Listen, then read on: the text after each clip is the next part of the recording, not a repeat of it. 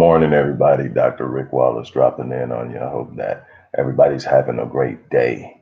I'm doing an impromptu live stream here on YouTube. Was in the middle of working, and I did something I rarely do. I get email alerts on a couple of my email accounts about what's happening on my YouTube channels. And I happened to come across something that someone said, and I want to go by and thank them. While I was thanking them, I picked up on some other conversation, and those who have followed me for some time, especially on the other channel, I've been doing this for about 10 years, um, and this channel is a rebuild of what was snatched down. But I don't bite into or take. I can't be baited, especially by minimal-minded trolls that come on. And when I call them minimal-minded trolls, so that people understand what I'm talking about. I'm talking about people who jump on people's threads, spewing other people's thoughts. In other words, you've become a follower, but you have no meaningful thing to say that comes from anything that you created. I'm a creator.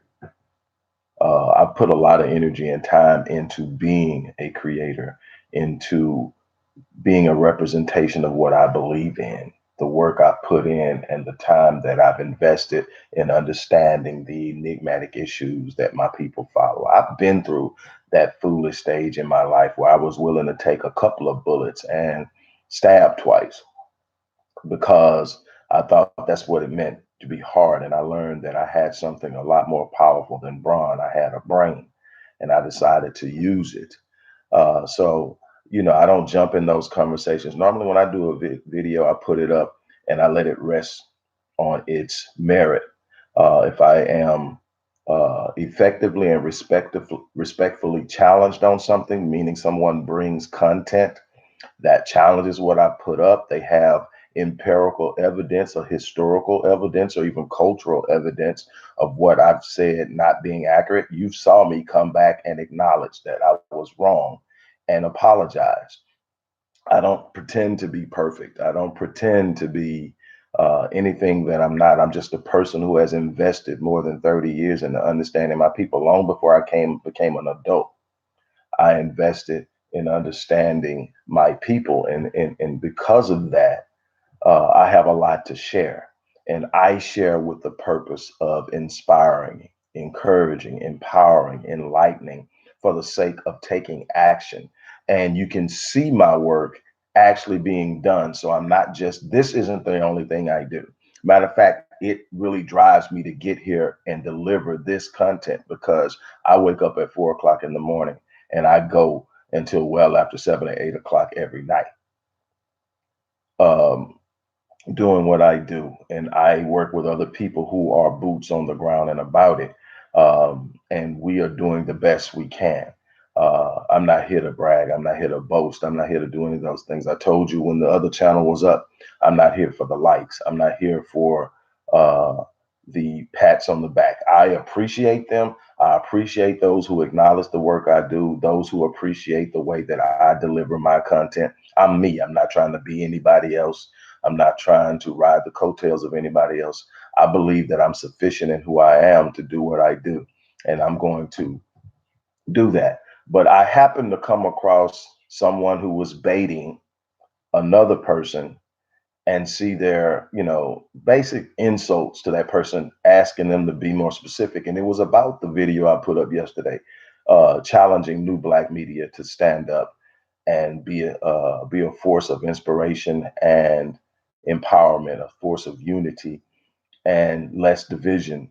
And of course, I didn't mention anybody. Anybody that knows me from day one, the very few times that I've mentioned a name, I did it because I felt it had to. I'm not here for beef, even though beef pays. Oh, you start a beef with the right person, you're going to get the hits, the likes, and all of that, and you'll definitely make money starting beefs and being at odds with people. But that's not why I'm here, and I go out of my way not to attack another brother or sister directly. I might talk about something that was done, but saying a person is this and they ain't this and they ain't that, blah, blah, blah, character assaults, no, I'll say a person is wrong. If I think they did something wrong, I'll say they're wrong, and I'll say they need to be held accountable. But attacking a person, they this, they a bed hopper, they broke, they all this stuff that I see going on. That's not how I roll, and I won't be baited into it. I've had personal attacks at me. I see them. I keep moving.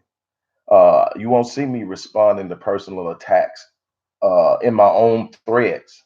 What you'll see is if I see someone has been very disrespectful, I will block them. I've got to get some more uh, help on this channel because I had my solids on. Let me see if I can. There we go. Hey, there go one right there. Let me make you a moderator, Regina, so you can keep an eye on things. And I see some more of my people that I know that have been solid with me for some time. I'll make them moderators. But hello to everybody that's out there. And so that was a person that was going in. Again, I'm not going to put their name out there. But what I do is when I do catch somebody acting up on my channel, I ask myself a few questions.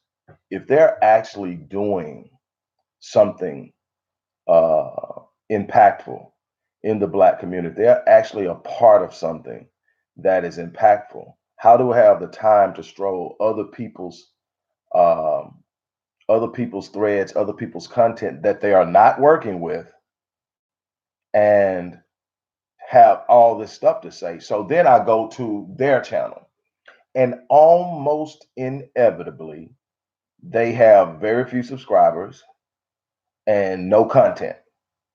When the person has no content, this is what it tells me about them.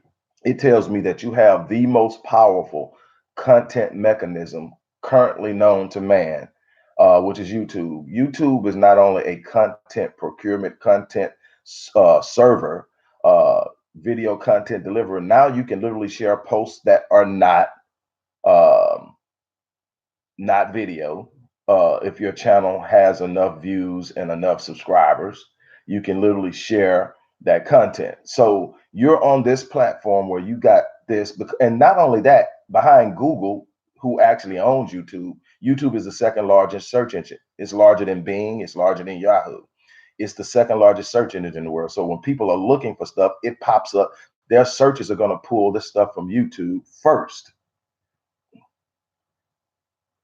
Okay, thanks, Kathy. How long ago did you order it? I want to make sure that I check into it now that you mentioned it. I want to make sure that you get it, but I definitely thank you for ordering that book. I would love to have your feedback on it as well.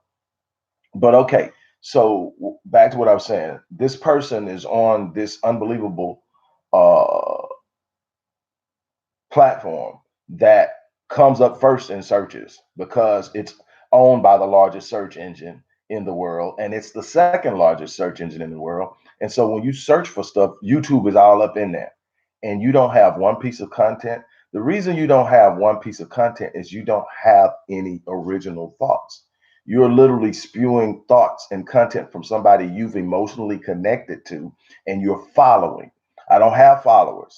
I have subscribers, people simply who can connect with my content and believe in some of the things I do. Hopefully, I don't have anybody that believes everything I believe. I've never operated and wanted yes men around me, people who blindly followed me and did everything I said and believed everything I said. I want people who hold me accountable. I want people who challenge me. As long as you challenge me respectfully, we're going to have a wonderful relationship. As long as your questions are out of a place of respect and true inquisitiveness and not trying to find a way to tear somebody down, we good. We work together all day. I am not out here to pick fights. I am not out here to prove my manhood. I proved my manhood over the last 52 years by surviving everything that has come after me, holding my family down, loving my wife, being honorable to my wife, being faithful to my wife, and loving all 13 of my children, and then showing up in the Black community to do the work that I do. And so when I talk about thanks. I mean, when I talk about the things I talk about, it's because I feel there's a need for it. I think that there's a need to talk about how we're handling ourselves as those who are seen as a part of Black media. How no matter how big you are or how small you are, um, there's a responsibility to it, and that's what I was trying to say. And this person came on, baited me. Of course, I didn't even know I was being baited because I don't come back to these threads a lot, simply because of that reason. You start reading people's comments, and either side, you start reading enough comments about how awesome you are, you start to believe it. You start listening to too many about how horrible and stupid and dumb and ridiculous you are, it starts to affect you. I get periodically those chances where I can interact. Like I get to interact with you guys on here. I get to interact, and I'll go back and check. If I get an email and I happen to see what it says, I'll go back and respond to it.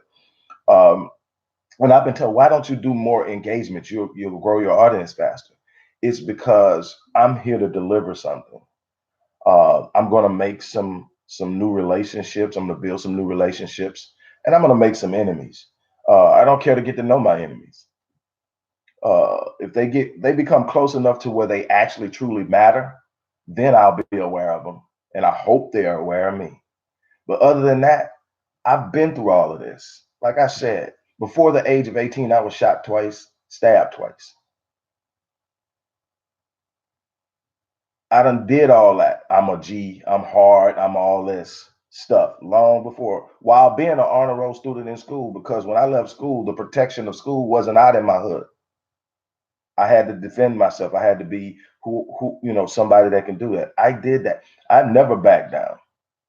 And I can guarantee you my family feels immensely safe in my presence. But I'm not going to be baited into no argument with anybody. And I'm sitting up saying this and I'm putting this out here because as I went back and I looked at that, I'm like, here's a person. I want you to be able to see it, and I want people to think about what they're doing. Because when a troll shows up on my thread, whether it's Facebook, any of the pages I have on Facebook, any of my sites, because I'll get somebody who shows up from something they disagree with that I said on YouTube on one of my business pages on Facebook, on on my business account on Instagram, and all in my DMs and jumping on threads, commenting about stuff that has absolutely nothing to do with the thread. And I look at them, I say, okay, what could they possibly have going on if they're spending that much time tracking me down on other platforms to tell me off? Never respond to it. If I see that they're being highly disruptive, and a lot of times my people who roll with me will check them. And then what I'll do is I'll delete them, block them, whatever it is, and I keep it moving. My thing is I want people to think. I want you to think. I want you to think. How much of your time are you wasting trying to tell somebody off you don't agree with instead of living the life that will this is what my grandmother told me. My grandmother told me, stop going around yelling lie, lie, lie. If you live the truth, it'll expose the lie. So when I see people running around yelling lie, lie, lie, stupid, stupid, stupid, instead of living a life that would reveal how stupid the thing is you're talking about is, it tells me you have nothing. You have nothing, that your life is miserable, that all you have is the fight. And if you ain't got nobody to fight, nobody to tell off, nobody to minimalize, nobody to marginalize, nobody to disrespect, you have nothing. Because if you were building something, you would have time to be over here. I am never on anyone else's channel ever telling them how horrible they are. I'm not even on anyone else's channel telling them I disagree with them. The stuff that comes to me from other people's channel, I look at it, I respond. If it calls for a response, I respond on my channel and I respond respectfully. Has nothing to do with fear. I fear no man, and anybody that knows me and been around me at any point in my life knows that's still a part of me that works on the wish factor. I wish a motherfucker would. And excuse me, ladies, but that I still live on it. My wife stood up and tell me, you need to calm down sometime. There are things that I will respond to, but not something on social media. It's a digital platform where everybody's a straight up killer. Everybody's got heart in a place where you don't have to face the person. And it totally blows my mind how many people will jump on somebody's thread and start yapping and don't know who they're dealing with. You don't know if you're dealing with a person who has the means to find out who you are, the means to actually get there, and the means to touch you, and who is willing to actually do that. You don't know that. You know how many people were killed this year? Well, it's not in 2019 on beef that started on social media, and yet we got a bunch of people jumping on here, going in, and I'm just totally, amazed at how much energy is spent on being on someone else's channel, telling them how wrong they are instead of being in your own space. If you don't have something that you're working on, you got to have somebody you believe in. You got to have somebody that you agree with. Why aren't you working with them instead of being over on somebody else's channel telling them how wrong they are? Again, my grandmother told me, let the life that you live speak for you. Instead of screaming lie, lie, lie, live the truth. The truth will always expose the lie.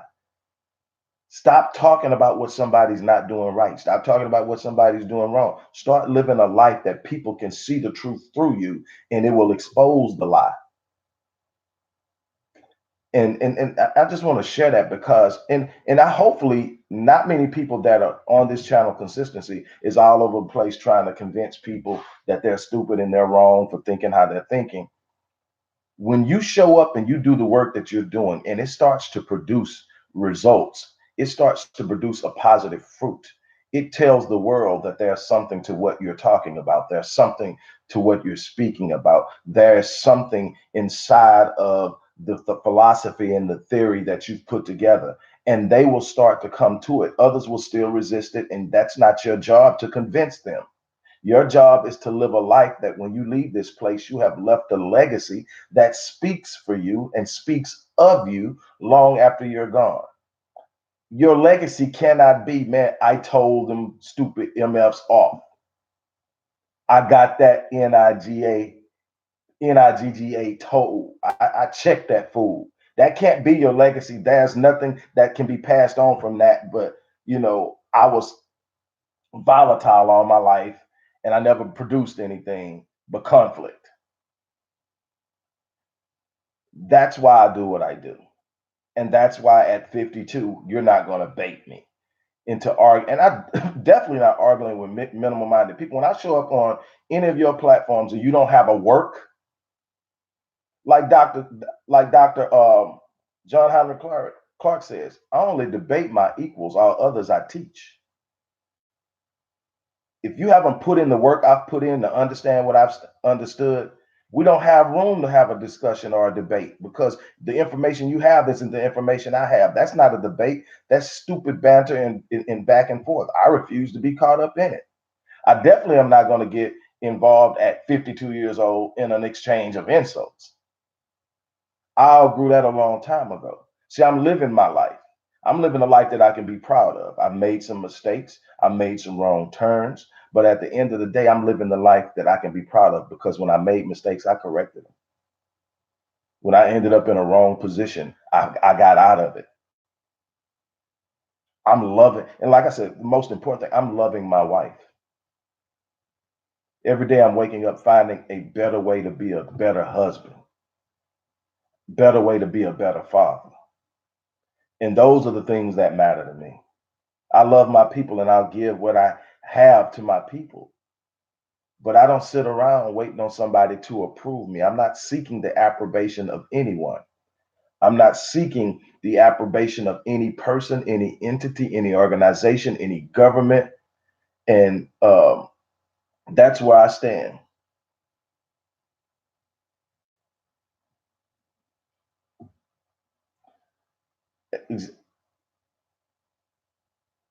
There you go, Gideon Mustafa. My whole thing is, I see some wisdom on this thread too. But yeah, I mean, I don't rest in someone else's approval. And all of you that show me love, don't think that I don't appreciate it, but I don't rest on it. I don't lean on it. I don't thrive in it. Why? Because at any time that you don't like me anymore, any time that you decide, you can snatch that from me. Thanks, Mustafa, Gideon Mustafa, for making that point. And then what? I stand on who I am and what I'm becoming. And that's what I'm going to challenge everybody else to do. I just had to drop by and address that. I saw that particular thing, and the person was baiting one of the people who were commenting on post, and and the dude wouldn't bite, and I commend that. I commend the fact that the dude wouldn't bite, but I just went to the other person's page to see where they were coming from. Who are they? What do they have to stand on? What's their identity? What's their beliefs? What's their stand? Nothing to reflect any of that. Not one video up, and 4 subscribers. And so that tells me you're spending all your time going around regurgitating someone else's ideas. And there's nothing wrong with believing in someone else says. I've built my life off of the teachings of others. And I did my research. I came up with my own ideas. I improved where I thought I could improve something. I changed and adjusted where I felt changes and adjustments needed to be made. But I developed my own ideas that I can express, that I can write about, up until writing and publishing 21 books. I heard someone here say that they bought book number 19, Born in Captivity, Psychopathology as a Legacy of Slavery. I don't claim to be right about it, everything. I might not be right about nothing, but I have my own beliefs. I think and I create my own ideas, my own opportunities. And if I'm all wrong, I'll figure it out at some point. But what I am doing is me. And so I don't find myself on anybody else's stuff trying to tear it down. That's got to be a miserable existence. It really does have to be a miserable existence. Build something, have something you stand on, have something that when you leave this place, people can sit up and say, this is who he was, this is what he believed, this is what he stood for. She, he, whoever. But if all you got is he followed XYZ, he believed in the teachings of XYZ, but he never had a stance or a belief or any activity or action that came from his heart, hit the deepest recesses of his soul. That's a miserable life. And it leaves no legacy, no inheritance for your children and their children and their children. That's what ought to be happening right here. Look, for those who have supported me in whatever way that you have, I absolutely appreciate it. I respect you. We've had some of our differences. One of my people that we don't always agree, but has always wrote me. I don't see her on here, but Erlene Beeman.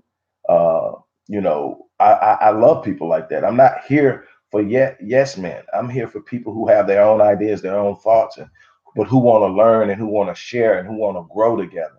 And everybody's going to be an individual. Everybody's going to have a way of thinking that's their own. And that's where I'm at. So I'm never going to be satisfied with who I am, but I'm content with my growth, and that's where I'm at. Like I said, man, when I wake up every morning, I'm gonna say this and I'll be done. When I wake up every morning, my first intent from opening my eyes is to be grateful, to create an atmosphere of gratitude, to be thankful for the life that I have, and it starts with me looking to my left and seeing that beautiful woman that I have responsibility of loving. And when I see her take that first breath with me watching her, gratitude kicks in overdrive. I get up, brush my teeth, get dressed, get ready for my meditation and prayer, my priming. But in doing that, I've got to walk to my office. So I've got to walk past the kids' rooms. And I'm again grateful because in those rooms represent the last few of some hard work done over 34 years. My oldest is 34. My youngest is 5. We got one graduating high school this year. Got another one in the 9th grade and a couple more coming, and then we'll be done, hopefully. Who knows what happens. And, we love kids and we love working with kids. And again, I'm thankful because I was given charge over that. And while I haven't been a perfect dad, I've been consistent. There's not one of my adult kids who wants to talk to me. You can't pick up the phone, and trust me, they do. And I'll tell any parent, that while you can be worried about your 4-year-old, 5-year-old, because all the stupid stuff that's going on in the world, there's nothing like worrying about an adult child who's out there facing this world. You're hoping you gave them enough. You're hoping you taught them enough. You're hoping that you empowered and inspired your daughters to know how beautiful they are, to know how special they are, so they don't have men running through them and damaging them and creating them. And then the economic elements. You want your boys to be strong. You want them to be respectful of our women. You want them to be protective of our women. You wonder, did I give you enough, son? So you're saying if something's wrong, come back to me. Just had a long conversation with one of my sons on Friday. That's what drives me. You can't move me because I'm anchored by the things I love. So, take your shots. They go over the head, they go underneath, and I'm Teflon. I'm Teflon, Kevlar, Teflon, whatever. I done went through a lot worse. I've been called a lot worse. I've experienced a lot worse than being disliked by somebody on a darn platform, on a computer or a phone. What bothers me is how much energy is spent and lost in nothing. I would rather uplift people. I would rather inspire people. I would rather empower and enlighten people. I would rather give them something to look forward to than to tear them down. There's a level of misery in that. But that's where I'm going to leave you guys. I absolutely love every last one of you, though I know very few of you. There are a few of you on here that I know, a couple of you that I have worked with as clients. And some of you I'm seeing for the first time, a couple I'm seeing, a few times. But most of you I don't know, but I love you because I love me. And in you, I see me. And that's why I do what I do, is because when I see a Black person, I see me. I don't see geographical location. I don't see anything but a Black melanated person that solely by their complexion is going to be handled a certain way in this world. All the other intricacies I deal with in the way that it needs to be dealt with at the time. But at the same time, I love every last one of you. Live your life on full. When you live your life on full, you won't have to worry about taking any of your potential to the grave with you. You can die on E, and anybody who dies on E leaves a legacy. That's my challenge to you guys. I'm out of here. I got the pleasure of having the grandson. I hear him running around, so I got to go tackle him. But anyway, you guys have a great day.